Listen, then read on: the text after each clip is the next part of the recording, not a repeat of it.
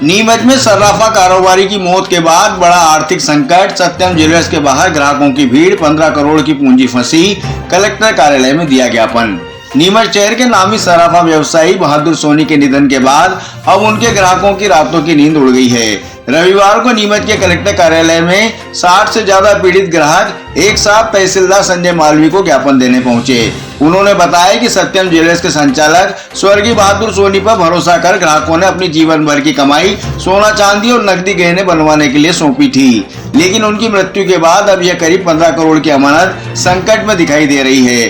पीड़ितों का आरोप है कि बहादुर सोनी के निधन के बाद अब उनका परिवार और व्यापारिक साझेदार इस पूरी जिम्मेदारी से पल्ला झाड़ रहे हैं और किसी भी प्रकार का सही जवाब नहीं दे रहे हैं। ज्ञापन में ग्राहकों ने अपनी व्यथा बताते हुए कहा कि वे वर्षों से अटूट विश्वास के चलते सत्यम ज्वेलर्स से जुड़े हुए थे और बहादुर सोनी ने कई ग्राहकों को अपने फर्म के लेटर पैड पर बाकायदा रसीदें भी लिख कर दी थी। इस पूरे कारोबार में बहादुर सोनी की पत्नी प्रमिला सोनी, बेटे विक्रम और सौरभ सोनी सहित उनके भाई घनश्याम और मुनीम जसवंत व बने सिंह भी पूरी तरह वाकिफ थे, लेकिन अब कोई भी जिम्मेदारी लेने को तैयार नहीं है। प्रभावितों में सबसे ज्यादा संख्या उन किसानों की है जिन्होंने अपनी जमीन गिरवी रखकर या कड़ी मेहनत से फसल बेचकर बेटियों की शादी के गहने बनवाने के लिए पैसा जमा किया था। ग्राहकों ने प्रशासन से मांग की है कि दोषियों के फरार होने से पहले उन पर सख्त कार्रवाई की जाए और उनकी गाड़ी कमाई वापस दिलाई जाए, अन्यथा आने वाले समय में यह मानसिक पीड़ा किसी बड़ी अनहोनी का कारण बन सकती है। सर, मैं बहादुर सोनी के गांव के निवासी हूँ, रावड़िया का निवासी हूँ, पाटीदार हूँ, रघुवीर पाटीदार उर्फ राजन पाटीदार। और मैं विकलांग आदमी हूँ, एक हाथ है नहीं। कैंसर का मेरा ऑपरेशन अहमदाबाद में इलाज चल रहा है।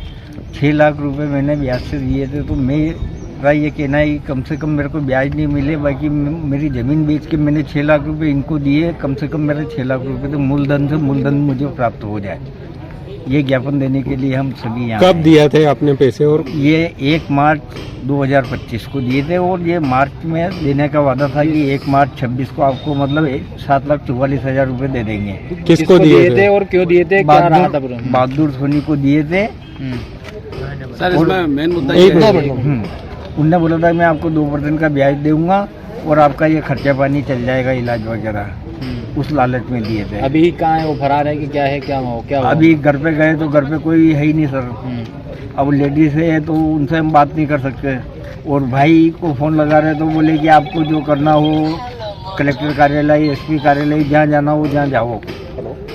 और कितने लोगों के पैसे हैं इनमें के? और आपकी करीब 1000-2000 लोग और होंगे, बाकी कोई सामने आना नहीं चाह रहा। बाकी हमारे जैसे गरीब अब क्या करेगा, विकलांग आदमी क्या करेगा? ये कैंसर पेशेंट है बेचारा। क्या नाम है आपका? और मेरे सिर्फ 4 बीघा जमीन है मेरे नाम से, ऑनलाइन देख लीजिए। सर, एक अपने सर्राफा व्यापारी है बहादुर सोनी, ठीक है, यहाँ से, और मार्केट के अच्छे व्यापारी हैं, और आधे से ज़्यादा व्यापार हमारे जैसे ग्राहकों का उनके पास एक तो खड़ा सोना खड़ा हुआ है और कुछ हमने रकम के साथ कुछ कैश पेमेंट दे रखा था, ठीक है। और हम ऐसे यहाँ पे जितने भी मेरे पीछे मेरे साथ जितने भी ग्राहक खड़े हैं, उन्होंने अपना जो सोना होता है, खड़ा सोना, अपने ज्वेलरी, कईयों की बेटियों की शादी है और कईयों के बच्चों की शादी फरवरी में होने वाली है, कईयों के पास कार्ड है।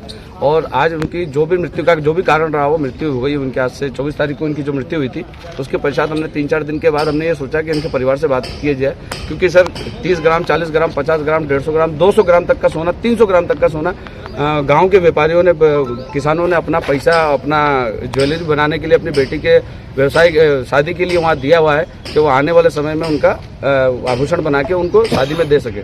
अब उनके परिवार की तरफ से कोई जवाब नहीं दे रहा है, और आशंका ये लगाई जा रही है कि कोई यहाँ पे है भी नहीं, क्योंकि आज हम गए थे उनके परिवार से मिलने, 4-5वां दिन है और नीचे एक आदमी भी नहीं मिला। हम ये नहीं कहते हैं कि कोई भागा है कि नहीं भागा है, पर हमको वहाँ से कोई व्यवस्थित जवाब नहीं मिल रहा है, तो हम इसलिए प्रशासन के पास आए हैं कि प्रशासन अपनी कार्रवाई एक तरह से शुरू कर दे, क्योंकि आने वाले समय में 10-12 दिन या 15 दिन के बाद हम वहाँ जाएं और हमको कुछ नहीं मिला और प्रशासन के पास हम वापस जाते हैं यहाँ से 20 दिन के बाद अगर लेट होते हैं, तो अब मालूम चलता है कि आप लेट क्यों हो गए।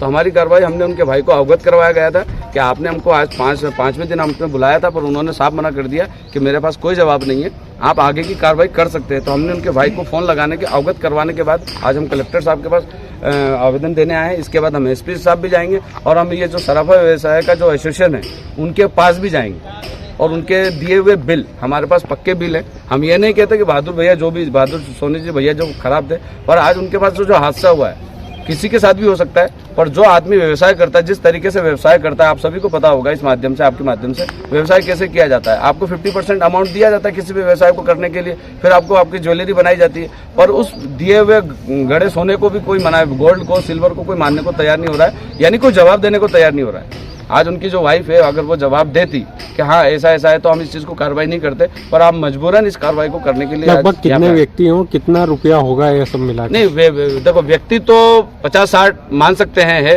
बाकी दूसरा जो पेपर के अंदर जो चल रहा है वो एक अलग व्यवसाय था, उसका कोई लेना देना नहीं है।